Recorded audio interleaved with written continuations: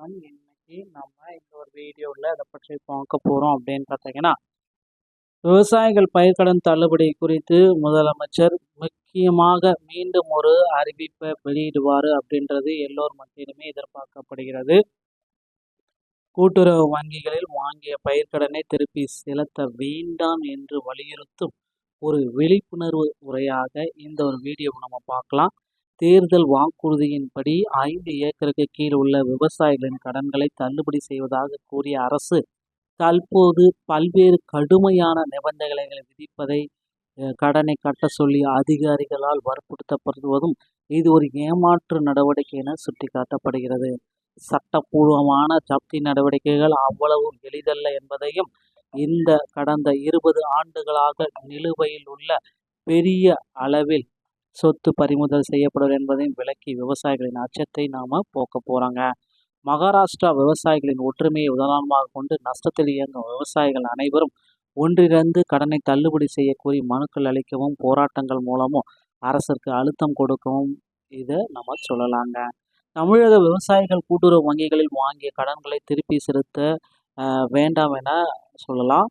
ஏன்னா இப்போ பார்த்தீங்கன்னா வங்கிகள் தரப்புலேருந்து இந்த 75,000 ரூபாய்க்கு மேலே வாங்கினவங்களுக்கு வற்புறுத்தலாக அந்த கடனை முழுமையாக கட்டுங்க அப்படின்னு சொல்கிறாங்க. தமிழக அரசு தேர்தல் வாக்குறுதியின் அடிப்படையில் கடன்களை முழுமையாக தள்ளுபடி செய்யாமல் பல்வேறு நிபந்தனைகளை விதித்து விவசாயிகளை ஏமாற்றுவதாக குற்றம் சாட்டப்பட்டுள்ளது. கடனை முழுமையாக கட்டினால் மட்டுமே தள்ளுபடி தொகை வரவு வைக்கப்படும் என்று அரசின் தற்போதைய நிலைப்பாடு ஒரு முரண்பாடான நடவடிக்கை என விளக்கப்படுகிறது. நில ஜப்தி அல்லது நகை ஏலம் போன்ற சட்டங்களுக்கு அஞ்சி விவசாயிகள் பணத்தை செலுத்த ஏலம் போன்ற சட்ட நடவடிக்கைகளுக்கு அஞ்சி தேவையில்லை. அத்தகைய நடவடிக்கைகள் நடைமுறையில் சாத்தியமில்லை என்றும் ஆதாரம் கூறுகிறது. ஸோ இது எல்லாமே பார்த்தீங்கன்னா ஒற்றுமையோட நீங்கள் இருந்தால் மட்டும்தான் இது நடக்கும். பயிர்க்கடனில் நிறைய தகவல்கள் நமக்கு வந்திருக்கு. ஸோ 75,000 தான். இந்த 5 ஏக்கருக்குள்ள 75,000 தள்ளுபடி நீங்கள் வாங்கியிருந்தீங்க அப்படின்னா 75,000 ரூபா கடன் வாங்கியிருந்தீங்கன்னா முழுமையாக தள்ளுபடி. 75,000 மேலே ₹1 வாங்கியிருந்தா கூட 35,000 ரூபா தான் உங்களுக்கு தள்ளுபடி. பயிர்க்கடன் தள்ளுபடி மற்றும் ஜப்தி நடவடிக்கைகள் விவசாயிகள் அறிய வேண்டிய சில உண்மையான நடவடிக்கைகள், ஓகேங்களா? ஸோ கண்டிப்பாக பார்த்தீங்கன்னா அதிகாரிகள் பார்த்தீங்கன்னா கடனை கட்டினால்தான் தள்ளுபடி வரும் அப்படின்னு சொல்லுவாங்க. ஆனால் அப்படி இது இல்லை.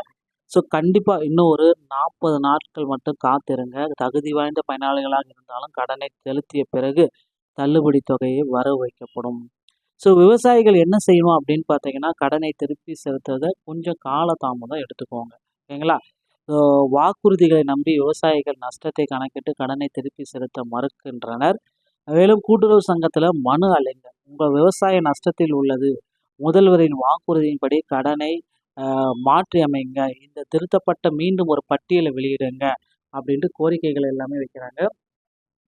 ஸோ முதற்கட்ட பட்டியல், 2ஆம் கட்ட பட்டியல், இப்போ 3ஆம் கட்ட பட்டியல் எல்லாமே வெளியிட்டாங்க பேங்க்கில். நீங்கள் உங்களுடைய பெயர் தள்ளுபடியில் இருக்கா அப்படின்றத தயவு செய்து செக் பண்ணிக்கோங்க. செக் பண்ணிவிட்டு உங்களுடைய பெயர் 75,000 ரூபாய்க்கு கீழே நீங்கள் லோன் வாங்கியும் உங்களுடைய பெயர் தள்ளுபடி லிஸ்ட்டில் வரல அப்படின்னா உடனடியாக பேங்க் மேனேஜர்கிட்ட போய் கேளுங்க. அதெல்லாம் அதுக்கு அடுத்து கலெக்டர்கிட்ட மனு கொடுத்து சிஎம் செல்லில் போயிட்டு இதற்கு நீங்கள் சரியான சொல்யூஷனை பெற்றுக்கொள்ளலாங்க. ஸோ கண்டிப்பாக இந்த விவசாய பயிர்க்கடன் தள்ளுபடியில் மீண்டும் ஒரு மாற்றத்தை கொண்டு வர போகிறாங்க தமிழக அரசு. கிட்டத்தட்ட 75,000 4 லட்சம் வரைக்கும் தள்ளுபடி கொடுக்கலாம் அப்படின்ற மாதிரி யோசனைகள் போயிட்டுருக்கு. அதனால் ரெடி ஆகிக்கோங்க. அடுத்தடுத்த தகவல்கள் தெரிஞ்சுக்கணும் அப்படின்னு நினச்சிங்கன்னா நீங்கள் நம்முடைய சேனலை சப்ஸ்கிரைப் அண்ட் பெல்லை கிளிக் வச்சுக்கோங்க. மீண்டும் ஒரு நல்ல தகவலோட நான் உங்களை சந்திக்கிறேன். நன்றி, வணக்கம்.